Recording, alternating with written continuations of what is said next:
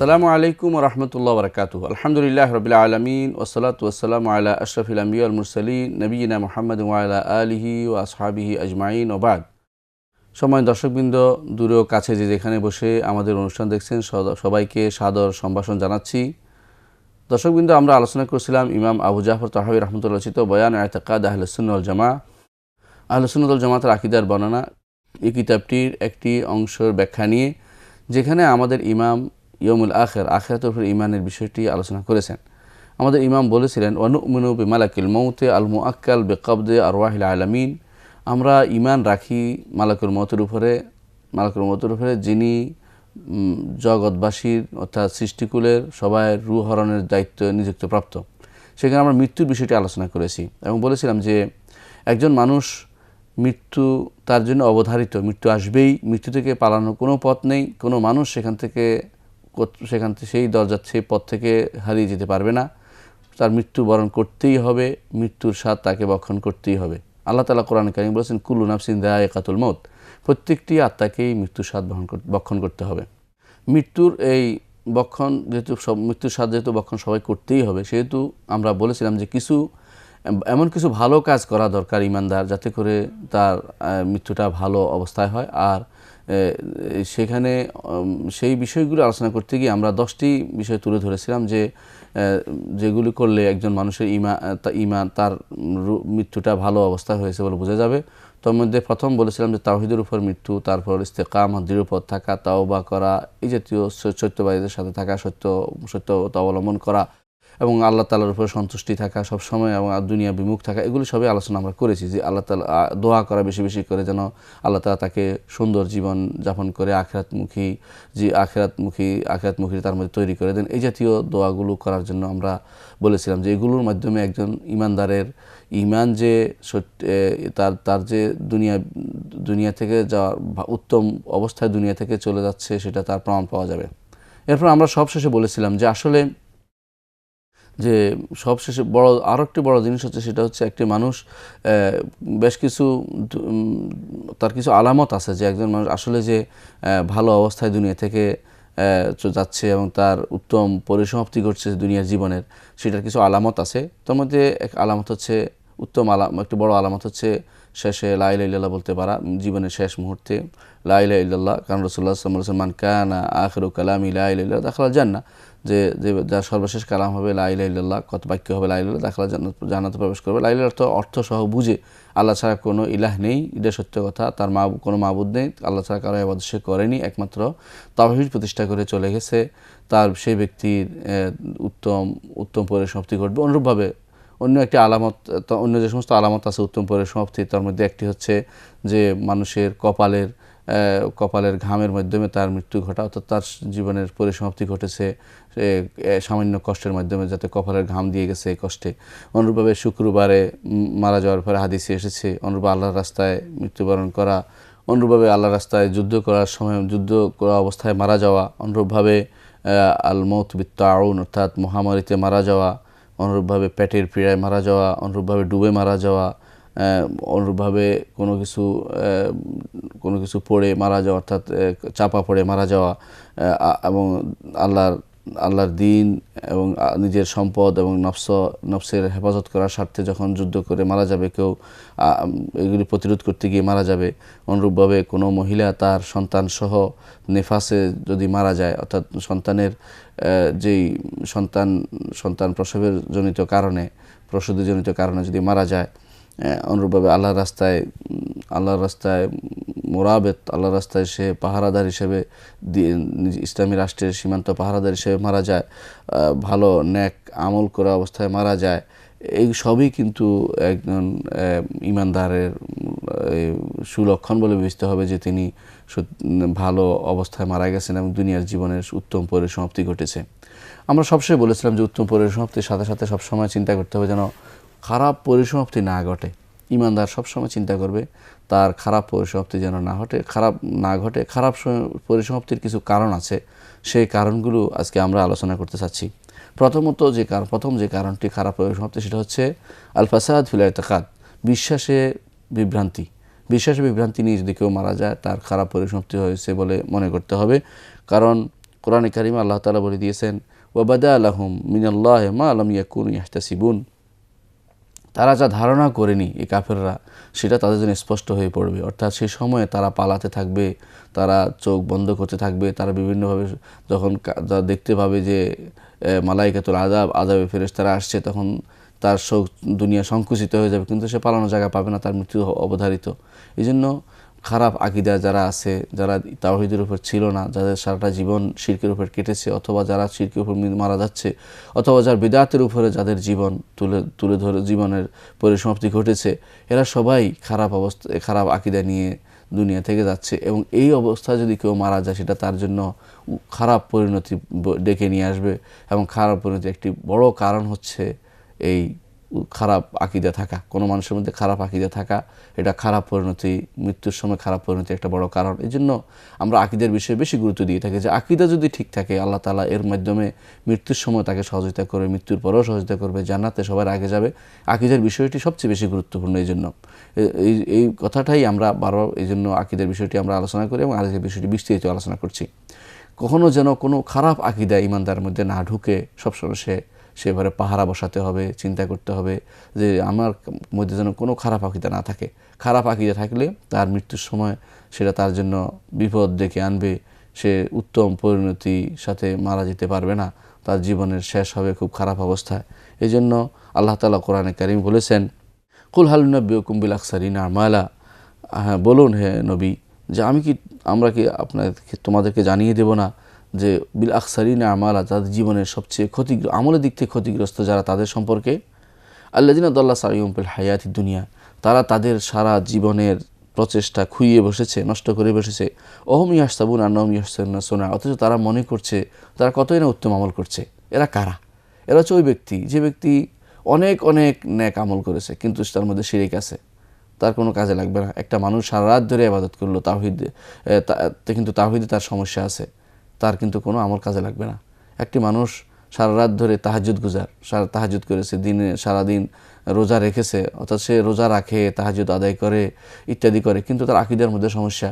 সে মনে করে যে আল্লাহ ছাড়া অন্য কেউ গায়েব জানে, সে মনে করে যে তার কোনো নেতা সব কিছু করতে পারে বা সব কিছু করতে পারে, এই জাতীয় কিছু মনে করে থাকে। তার কোনো পীর বা কোনো মুর্শিদ তাকে উদ্ধার করতে পারে, এই তো মনে করে, অথচ সে আল্লাহর ইবাদতই করে, কিন্তু কোনো আল্লাহর ইবাদত তার কোনো কাজে লাগবে না।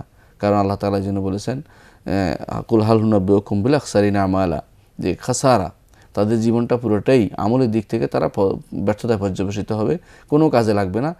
কারা তারা? আল্লাযিনা দাল্লা সাইয়ুহুম ফিল হায়াতিদ দুনিয়া, যাদের জীবনের প্রত্যেকটি কাজ তারা হারিয়ে ফেলেছে। কোনো কাজ, জীবনে অনেক কাজ করেছে কিন্তু কোনো কাজে লাগেনি। কারণ ওহম ইয়াহসাবুনা আন্নাহুম ইউহসিনুনা সুনআ, যদিও তারা মনে করতে ভালো কাজ করছে, কিন্তু ভালো কাজ তাদের নসিব হয়নি, মনে করলে হয় না। এই জন্য আকীদার ব্যাপারে বেশি গুরুত্ব দিতে হবে। খারাপ আকীদা থাকলে সে আকীদার কারণে একজন মানুষের খারাপ পরিসমাপ্তি ঘটবে। শিরিক থাকলে, কুফরি থাকলে, মুনাফিকি থাকলে কোনোভাবেই সে আখিরাতে খারাপ পরিণতি থেকে মুক্তি পাবে না। মৃত্যুর সময় তার খারাপ পরিণতি আসবে, মালাইকাতুল আযাব আসবে, এবং মালাইকাতুর রহমত তার থেকে দূরে সরে যাবে, এবং তার খারাপ পরিণতি হবে, তার শাস্তি হতেই থাকবে। এই জন্য আকীদার বিষয়ে গুরুত্ব সবচেয়ে বেশি দিতে হবে, অন্যান্য সমস্ত বিষয় হচ্ছে আকীদার গুরুত্ব বেশি দিতে হবে। কারণ আকীদা যদি খারাপ হয়ে যায়, তার মৃত্যু সুন্দর পরিসমাপ্তি হবে না, অসুন্দর পরিসমাপ্তি হবে, খারাপ পরিণতি হবে তার, সেটা সুবিদিত এবং সবাই সেটা জানে। আরেকটি জিনিস, যে সমস্ত কারণে মানুষের খারাপ পরিণতি হতে পারে, তার মধ্যে একটি হচ্ছে তওবা করতে দেরি করা। তওবা করতে দেরি করলে একজন মানুষ তওবা করতে দেরি করলে এমনও হতে পারে যে তওবা করতে সে করবে আশা করে আছে, কিন্তু তওবা করতে পারেনি, এর আগে সে দুনিয়া থেকে চলে গেছে। এই গুনাহগুলোর কি হবে যেগুলো সে করেছে? এর অর্থ হচ্ছে তওবা করতে দেরি করলে সে গুনার ভিতরে পড়ে থাকবে এবং তার তওবা কবুল হয়নি, এই জন্য তার উত্তম পরিণতি তার আসেনি। আরেকটি জিনিস হচ্ছে যে কারণে সে উত্তম পরিণতি থেকে মাহরুম হবে, বঞ্চিত হবে, খারাপ পরিণতির দিকে যাবে, সেটা হচ্ছে আদমুল ইস্তেকামা আলা তাআ। ইস্তেকামা থাকবে না, দৃঢ়পদ থাকে না দিনের উপরে। যখন যখন ইমানদারদের কথা শুনেছে তখন তাদের কথা বিশ্বাস করেছে, আবার যখন শয়তানদের সাথে একত্রিত হয়েছে, জিন শয়তান মানব শয়তান তাদের সাথে একত্রিত হয়েছে, তাদের কথা শুনেছে, কখনো সালাত আদায় করেছে, কখনো করেনি, কখনো আল্লাহ তাআলার নীতিতে বিশ্বাসী ছিল, কখনো তার আল্লাহ তাআলার বিধানে বিশ্বাসী হয়নি, কখনো আল্লাহ তাআলার হুকুম বিরোধিতা করেছে, বিরুদ্ধাচরণ করেছে, এই সবই তার খারাপ পরিণতি দেখিয়ে আনবে। অর্থাৎ সে মৃত্যুর সময় তার ঈমান নসিব হবে না এবং খারাপভাবে সে দুনিয়া থেকে চলে যাবে।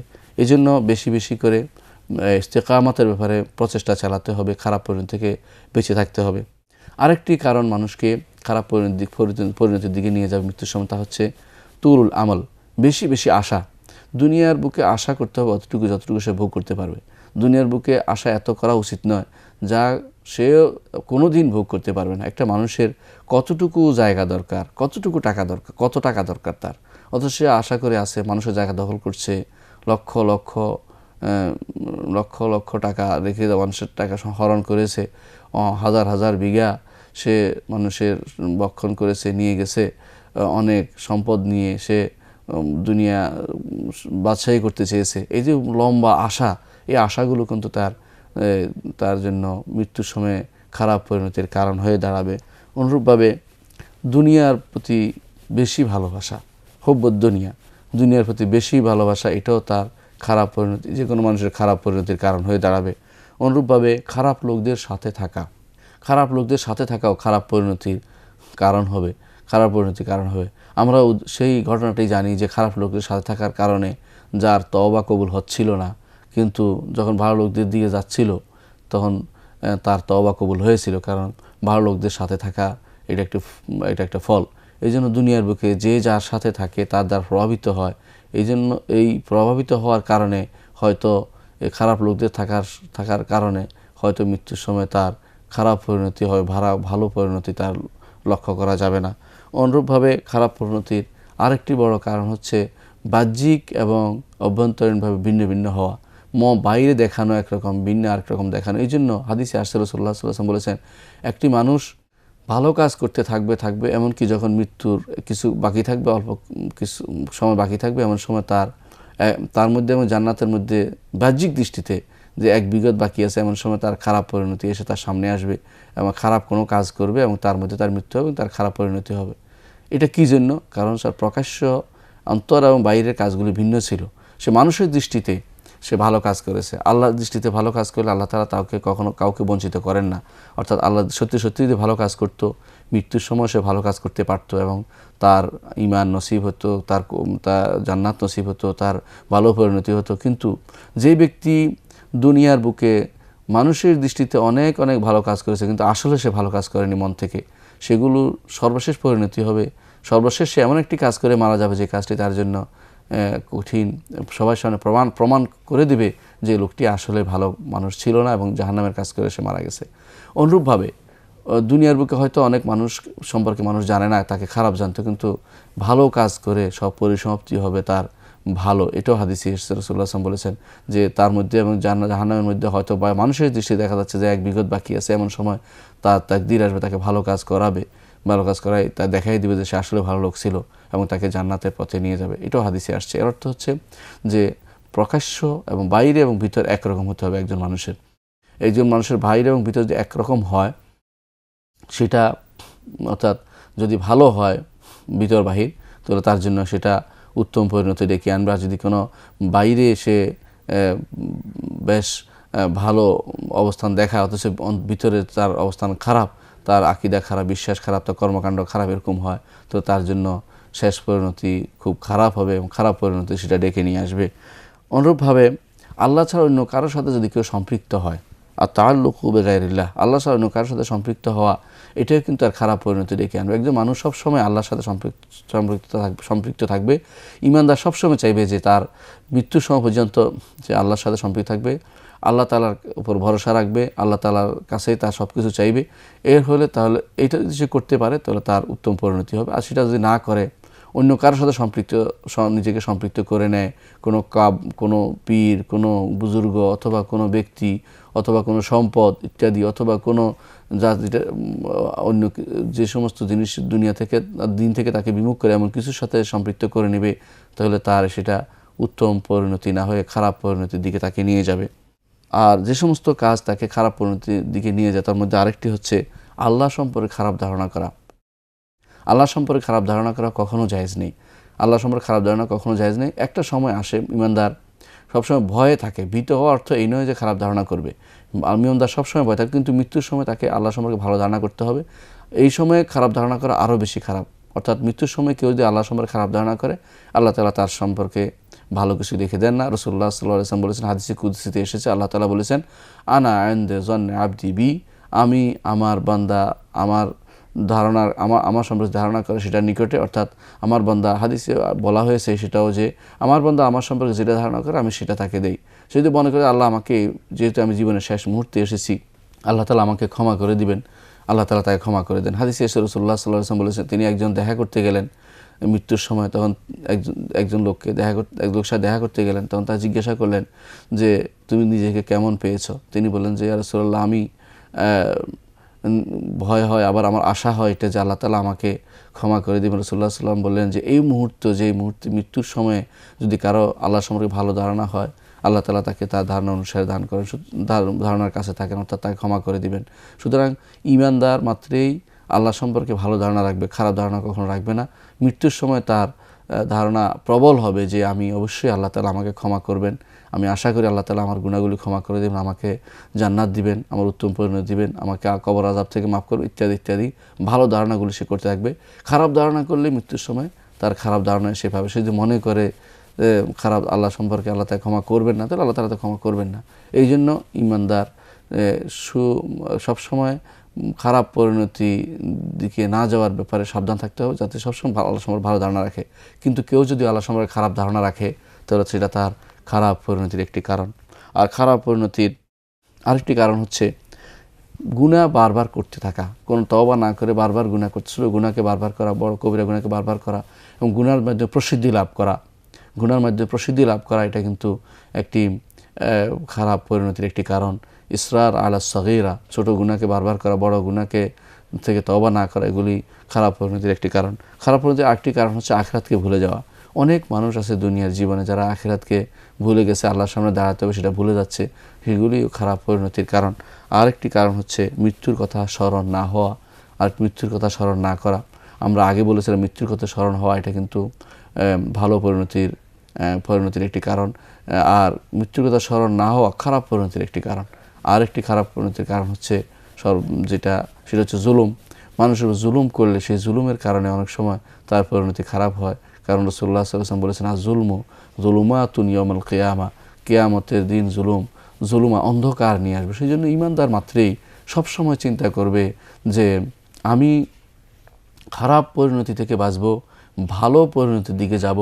যে সমস্ত কাজে ভালো পরিণতি রয়েছে সে কাজগুলি করে যাব, আর যে সমস্ত কাজে খারাপ পরিণতি রয়েছে সেগুলি থেকে বেঁচে থাকব।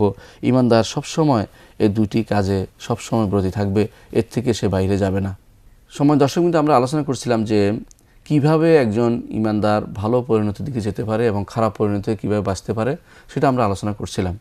তো আমরা দেখেছি যে ঈমানদার যদি আল্লাহ তাআলার পথে থাকে, আল্লাহ তাআলা তাকে সঠিকভাবে পথ দেখান, মৃত্যুর সময় তার জন্য ফেরেশতা নাজিল করেন এবং তাকে সুসংবাদ দিয়ে থাকেন। আর যদি আল্লাহ তাআলার পথে না থাকে, তাওহীদের পথে না থাকে, ইস্তেকামাত না থাকে, দৃঢ়পদ না থাকে দিনের উপরে, তাহলে তার খারাপ পরিণতি তার জন্য অপেক্ষা করছে। কিন্তু আল্লাহ তাআলা এই অবস্থাতেও মৃত্যুর সময়, আমরা বলেছি এর আগেও বলেছিলাম যে মৃত্যু কিন্তু অবধারিত হবেই, এটা কাউকে এটা এই সম্পর্কে কোনো অপশান দেওয়া হচ্ছে না। কিন্তু আল্লাহ তাআলা নবীদেরকে অপশান দিয়ে থাকেন, নবীদেরকে আল্লাহ তাআলা মৃত্যুর সময় অপশান দিয়ে থাকেন যে সে দুনিয়া এবং আখিরাতের ব্যাপারে যে সে অপশান গ্রহণ করে যে কোনটা গ্রহণ করবে। সমস্ত নবী আখিরাতকে গ্রহণ করেছেন, রাসূলুল্লাহ সাল্লাল্লাহু আলাইহি ওয়াসাল্লাম তাকে মৃত্যুর সময় আয়েশা রাদিয়াল্লাহু আনহা শুনলেন যে রাসূলুল্লাহ সাল্লাল্লাহু আলাইহি ওয়াসাল্লাম বলতেছেন, বাল ইলার রাফিকিল আলা, বাল ইলার রাফিকিল আলা, বাল ইলার রাফিকিল আলা, যে আমি রফিক আলার সাথে মিলিত হতে চাই। আল্লাহুম্মা ফির রাফিকিল আলা, হে আল্লাহ আমি রফিকুল আলার সাথে মিলিত হতে চাই, উত্তম বন্ধুর কাছে যেতে চাই, উত্তম বন্ধুদের কাছে যেতে চাই। এটা বলার পর আয়েশা রাদিয়াল্লাহু বুঝলেন যে নবীদেরকে যে অপশান দেওয়া হয়, খেয়ার দেওয়া হয় যে তারা দুনিয়া এবং আখিরাত কোনটা গ্রহণ করবে সেটা দেওয়া হচ্ছে, এবং রাসূলুল্লাহ সাল্লাল্লাহু আলাইহি ওয়াসাল্লাম মৃত্যুকেই গ্রহণ করে নিচ্ছেন, আল্লাহর সাথে সাক্ষাৎ থেকে তিনি গ্রহণ করে নিচ্ছেন। সেই হিসাবে মৃত্যু অবধারিত, কিন্তু নবীদেরকে আল্লাহ তাআলা অপশান দিয়ে দুনিয়া এবং আখিরাতের মধ্যে কোনটা গ্রহণ করবে সেটা আল্লাহ তাআলা তাদেরকে তাদের সম্মান করে তাদেরকে সেই সুযোগ দিয়ে থাকেন। সেই সুযোগ তারা কিন্তু সবাই কিন্তু নিয়েছেন, আখিরাতকে গ্রহণ করে নিয়েছেন। কারণ আখিরাতের জীবন আসলে জীবনের শেষ জীবন, সেই জীবনের কোনো শেষ নেই। আখিরাত জীবনেই সেই জীবনের এমন জীবন যে জীবনের কোনো শেষ নেই, এই জন্য সেই জীবনকে তারা গ্রহণ করে নিয়েছেন। তাহলে এই মৃত্যুর পরে পরবর্তী কি হবে, কবরের জিন্দেগিতে কি কি জিনিস হবে, সে বিষয়গুলো ইনশাআল্লাহ আমরা পরবর্তী কোনো পর্বে আলোচনা করব। ততক্ষণ আপনারা সুস্থ থাকুন, ভালো থাকুন, এই দোয়াই আমরা করবো। আখির দাওয়ানা আলহামদুলিল্লাহ রাব্বিল আলামিন। আসসালামু আলাইকুম ওয়া রাহমাতুল্লাহি ওয়া বারাকাতুহু।